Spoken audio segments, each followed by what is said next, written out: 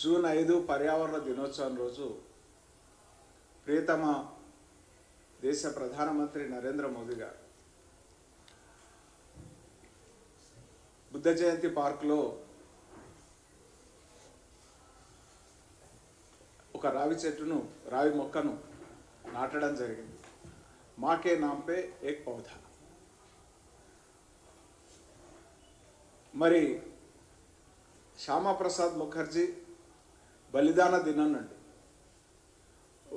23వ తేదీ జూన్ నుంచి జూలై 6వ తేదీ వారి జయంతి దినం వరకు కూడా భారతీయ జనతా పార్టీ దేశవ్యాప్తంగా పర్యావరణ హితమైనటువంటి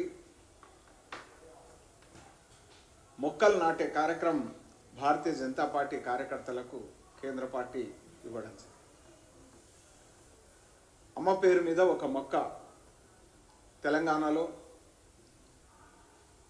చిన్నతనం నుంచి మన ఆలనా పాలన చూసినటువంటి అమ్మ పేరు మీద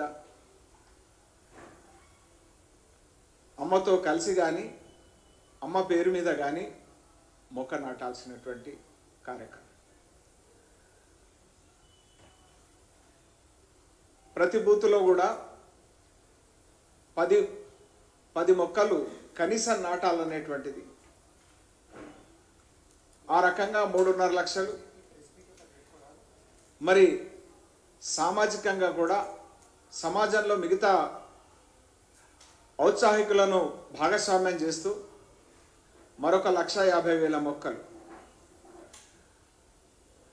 5 లక్షల మొక్కలు తెలంగాణ రాష్ట్రంలో ఈ 15 రోజుల కార్యక్రమంలో నిర్ధారించుకోవడం జరిగింది. ఇప్పటికీ అక్కడక్కడ ఈ కార్యక్రమాలను కొనసాగిస్తూ వస్తుంది. 29, 30 తేదీల్లో రాష్ట్ర వ్యాప్తంగా అన్ని జిల్లాల్లో సమావేశాలు నిర్వహించి ఆ సమావేశాల్లో డాక్టర్ శ్యామాప్రసాద్ ముఖర్జీ ఈ దేశ సమగ్రత కోసం చేసిన బలిదానం గురించి చర్చించి మరి అక్కడనే ఆ జిల్లా కేంద్రాలు విభిన్న మోర్చాలకు సంబంధించినటువంటి వాళ్ళకు కూడా మొక్కల పంపిణీ చేసి హైదరాబాద్ మరి రాష్ట్ర నాయకులందరూ కూడా ఆ జిల్లా కేంద్రాల్లో ఈ కార్యక్రమానికి డ్రైవ్ను ప్రారంభిస్తారు. అదే రకంగా 5, 6 తేదీల్లో 4వ తేదీకే మొక్కలు సన్నద్ధం చేసుకొని ప్రతి బూత్ కూడా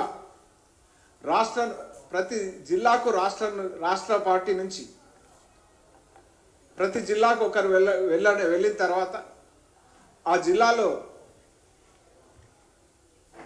కనీసం 50 మంది ప్రతి మండలంలో ఉన్నటువంటి శక్తి కేంద్రాలకు కూడా వెళ్ళేటువంటి కార్యక్రమం.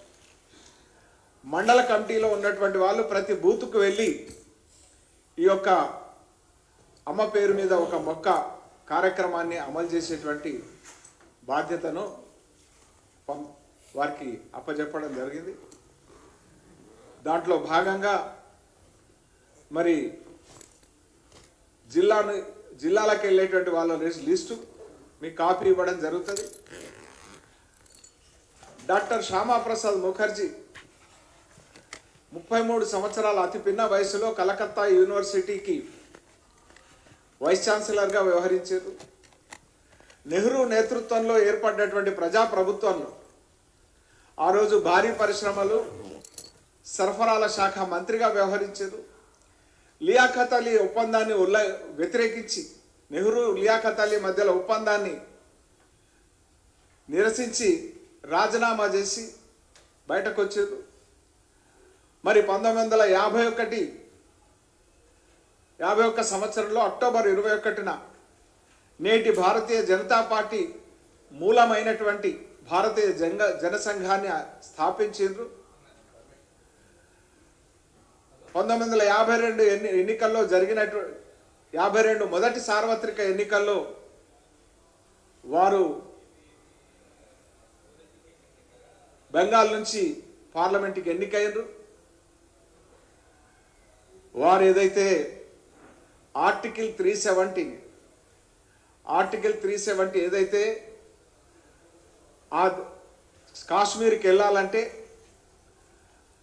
పర్మిట్ కావాలి, అంటే వీసా కావాలి, దీన్ని వ్యతిరేకిస్తూ అక్కడ ముఖ్యమంత్రిని ప్రధానమంత్రి అనేటువంటి అంశాన్ని వ్యతిరేకిస్తూ మువ్వన్నెల జెండా కాదు అక్కడ ప్రత్యేకమైన జెండా అనేటువంటి అంశాన్ని వ్యతిరేకిస్తూ భారత రాజ్యాంగం కాదు కాశ్మీర్కు ప్రత్యేక రాజ్యాంగం అనేటువంటి విషయాన్ని వ్యతిరేకించి ప్రాణాలకు తెగించి కుట్ర జరుగుతుంది. వారి ప్రాణాలను